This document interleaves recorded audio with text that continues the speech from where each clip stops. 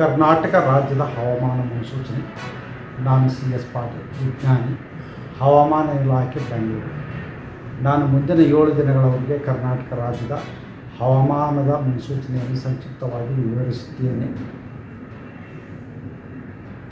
ಇಂದು ಕರ್ನಾಟಕ ರಾಜ್ಯಾದ್ಯಂತ ಹಲವು ಕಡೆ ಮಳೆಯಾಗಿದ್ದು, ಪ್ರಮುಖವಾಗಿ ಆಲಮೇಲ್, ವಿಜಾಪುರ ಜಿಲ್ಲೆಯಲ್ಲಿ 5 ಸೆಂಟಿಮೀಟರ್ ಮಳೆಯಾಗಿದೆ. ಬರಗೂರು, ತುಮಕೂರು ಜಿಲ್ಲೆಯಲ್ಲಿ 3 ಸೆಂಟಿಮೀಟರ್ ಮಳೆಯಾಗಿದೆ.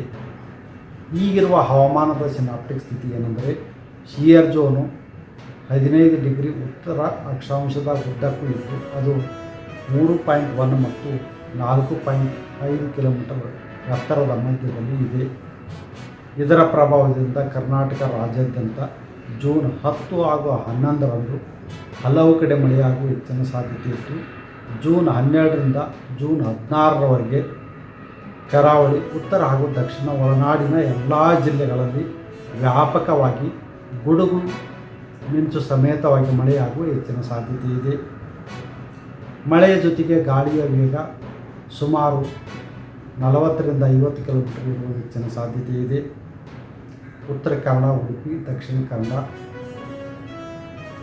ಶಿವಮೊಗ್ಗ, ಚಿಕ್ಕಮಗಳೂರು, ಕೊಡಗು, ಬೆಳಗಾವಿ, ಧಾರವಾಡ, ಹಾವೇರಿ, ಗದಗ, ವಿಜಯಪುರ, ಬಾಗಲಕೋಟೆ, ಕೊಪ್ಪಳ ಜಿಲ್ಲೆಗಳ ಕೆಲವು ಕಡೆ ಭಾರೀ ಹಾಗೂ ಅತಿ ಭಾರೀ ಮಳೆಯಾಗುವ ಸಾಧ್ಯತೆ ಇದ್ದು, ಜೂನ್ 11ರಂದು ಯೆಲ್ಲೋ ಅಲರ್ಟನ್ನು, ಜೂನ್ 12, 13 ಹಾಗೂ 14ರಂದು ಆರೆಂಜ್ ಅಲರ್ಟನ್ನು ಘೋಷಿಸಲಾಗಿದೆ.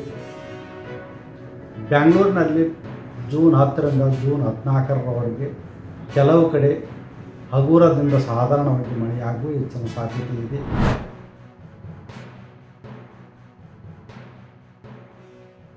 ಆದರೆ ಹೊಸದಾಗಿ ಹಳೆ 2015-16ರಲ್ಲಿ ಎನ್ಯುಮರೇಷನ್ ಆಗಿರೋದ್ರಿಂದ ಹೊಸ ಎನ್ಯುಮರೇಷನ್ ಆಗಬೇಕು ಅಂತಕ್ಕಂಥದ್ದು ಅವರ ಅಭಿಪ್ರಾಯ. ನಾವು ಕೂಡ ಒಪ್ಕೊಂಡಿದ್ದೀವಿ. ಅದನ್ನು ಇನ್ನೊಂದು ಒಬ್ಬರು ಈಗ ಹೇಗೆ ನಾವು SCಗಳದ್ದು ಸರ್ವೆ ಮಾಡಿಸ್ತಾ ಇದ್ದೀವಿ, ಅದೇ ರೀತಿ ಇನ್ನೊಂದು ನಂಬರ್ಗೋಸ್ಕರ ಎನ್ಯುಮರೇಷನ್ ಮಾಡಿಸ್ತಕ್ಕಂಥದ್ದು. ಸರ್ವೆ ಆದಷ್ಟು ಜಾಗ್ರತೆ. ಈಗ 60 ದಿನನ 70 ದಿನನ 90 ದಿನದೊಳಗಡೆ ಸರ್ವೆ ಆಗಬೇಕು ಕಂಪ್ಲೀಟ್. ಅಷ್ಟೊಳಗಡೆ ರಿಪೋರ್ಟ್ ಎಲ್ಲ ಕೊಟ್ಬಿಡ್ಬೇಕು. ಸೊ ಇದು ಒಂದು ಚರ್ಚೆಯಾಗಿ ತೀರ್ಮಾನ ಆಗಿದೆ.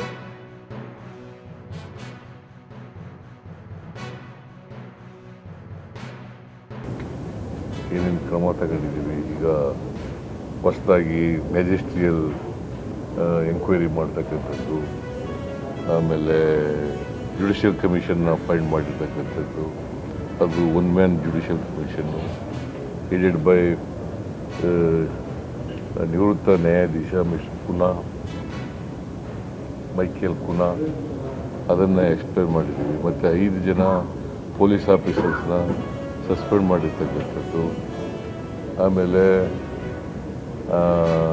ಇಂಟೆಲಿಜೆನ್ಸ್ನವ್ರನ್ನ ಇಂಟೆಲಿಜೆನ್ಸ್ ಹೆಡ್ಡನ್ನು ಟ್ರಾನ್ಸ್ಫರ್ ಮಾಡಿರ್ತಕ್ಕಂಥದ್ದು. ಆಮೇಲೆ ಪೊಲಿಟಿಕಲ್ ಸೆಕ್ರೆಟರಿ ರಿಲೀವ್ ಮಾಡಿರ್ತಕ್ಕಂಥದ್ದು. ಇದನ್ನೆಲ್ಲ ಎಕ್ಸ್ಪ್ಲೇನ್ ಮಾಡಿದ್ದೀನಿ.